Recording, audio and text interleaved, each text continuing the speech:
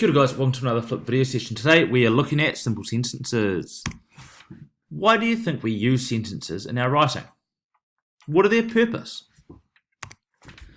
A sentence is a group of words that makes complete sense. A sentence always has at least one subject noun and a verb.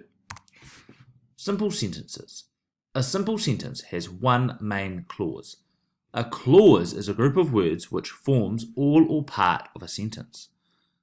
The main clause is a complete idea that makes sense by itself. For example, Mr. Larry likes pizzas. That is a main clause and a simple sentence. It has a subject and a verb.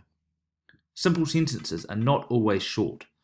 For example, my teacher, Mr. Larry, likes eating cheesy pizzas every day. That is a simple sentence. However, it is a simple sentence with lots of detail in it. Sometimes simple sentences can be used for dramatic effect. For example, the pizza was burnt. What's the noun? The noun is the pizza. What's it doing? It was burnt. So the verb is was. And it's a complete idea because it makes sense.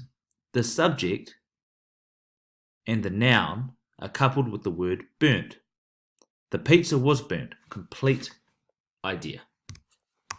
So let's check out some examples. Joe waited for the train. What's the subject? Joe. What's the verb? Waited. The train was late. What's the subject? The train. What's the verb?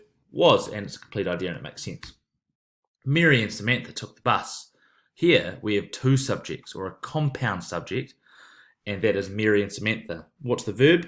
Took. Does it make sense? Mary and Samantha took the train? Yes, it does. I looked for Mary and Samantha at the bus station. What's the subject? I is the subject. What's the verb? Looked. Alright guys, highlight where you have used simple sentences in your writing.